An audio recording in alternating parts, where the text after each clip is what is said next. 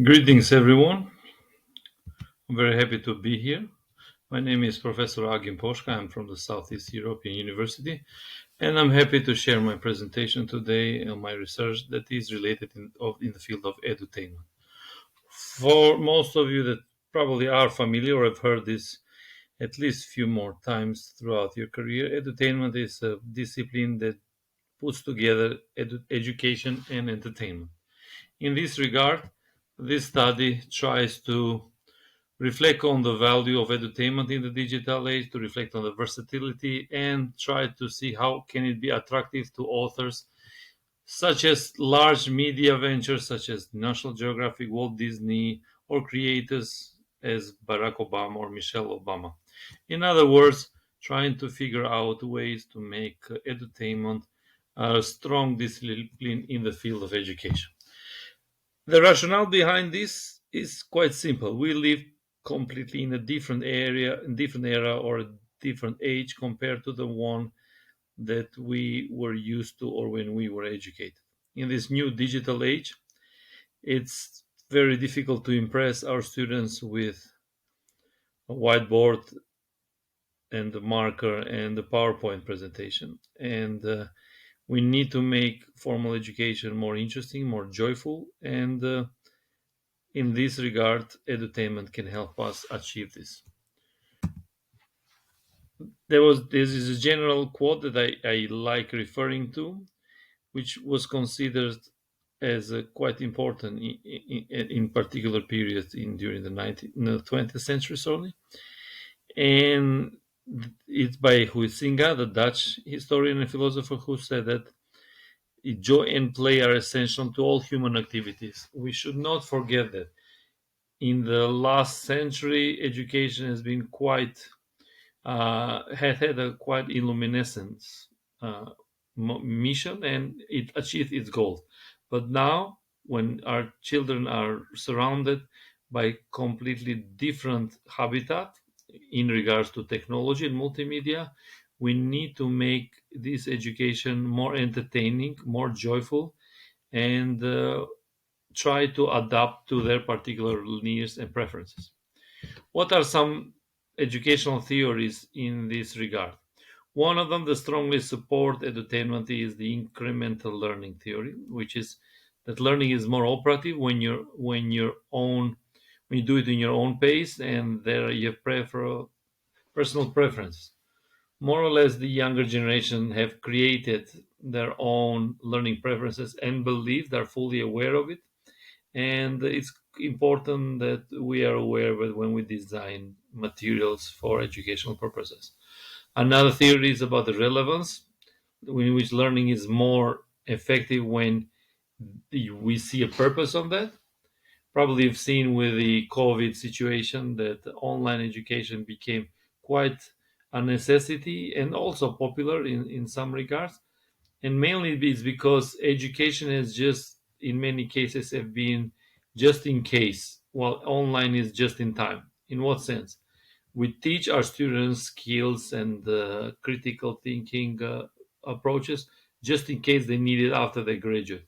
With online teaching, students, not necessarily in formal education, students were more interested in just in time. They ask for particular aspects just in time when this is necessary. And the last theoretical framework is the distributed learning, which is learning should be provided through a variety of mediums, and clearly edutainment is much more multimedia than we and than any other introduced so far in the system of education or in the pedagogy of teaching. Some facts that are important in order to understand this reality. Just let's look at some figures based on a press release from YouTube. There are 500 hours of video uploaded per minute in the YouTube platform, a very popular platform. And number two, the daily hours of video watched on YouTube is 1 billion hours a day. So you can imagine how consumer oriented this process is. And all these videos cannot necessarily be educational, but it gives us an idea of what is the new natural habitat of our learners, and in this regard, we need to prepare materials that fit with their natural habitat. Okay, there have been some few doubts. One of those that I found it the most useful to cite in this case was by Resnick in 2004 in a study put together by the MIT Media Laboratory, who argues that edutainment is not the appropriate term because its education should not be only about rewarding and entertaining, but should be a playful learning. And the concepts don't necessarily always fight one another in this regard, but trying to see how to integrate playing and learning with a different angle at the end of the day. According to YouTube, it's quite important to understand that the demographic of almost 77% of users are between 15 and 25. So even if you are in primary education, high school, or university level, multimedia is going to be something that your students are very keen on using. Next, what are the chances of entertainment becoming mainstream? We would not know this, but obviously it's getting more and more popular. It was popular even in the 90s. But now, if you, based on the ratings in a page called rankers.com, it ranked the top edutainment products. Brain Game, the famous National Geographic show that we often watch, is ranked number 3. Emily's Wonder Lab, a very nice uh, children-oriented lab type of teenage series. It's ranked number 5 and it's popular with my daughter as well. I've seen that it's quite educational as well.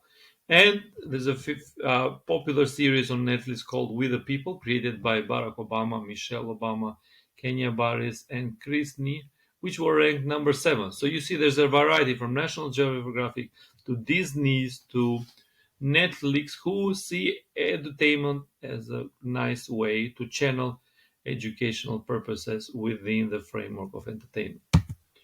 Are there any cons? Well, of course there are, as in many approaches. One of them is that its continuous presence with IT technology and infrastructure, with video games and all of that, can sometimes be confusing for students because they're mostly virtual, and sometimes this uh, entertainment cannot be replicated unless there are this machine and this content is unavailable. So we create some sort of dependency in this regard. And of course, producing all this as a second cons is that it will take some time for us to get used with a new generation of technology. One thing that becomes stronger and stronger with entertainment, and I think more research should be focused towards this, is the idea that entertainment can penetrate and help vulnerable groups, particularly special needs, and other aspects and segments in society, mainly because it's entertaining, it uses or it stimulates many senses as visual ones and audio and so on.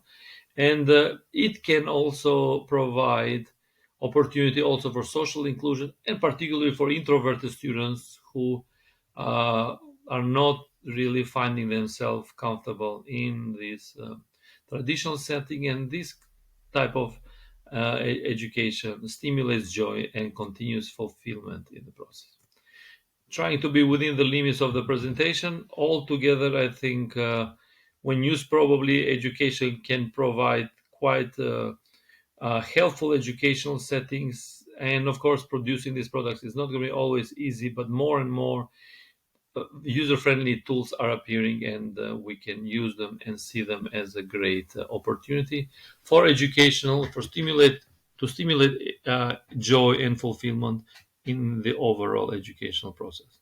This is in that regard. I'm looking forward to hear some questions if there are in the audience. Thank you very much.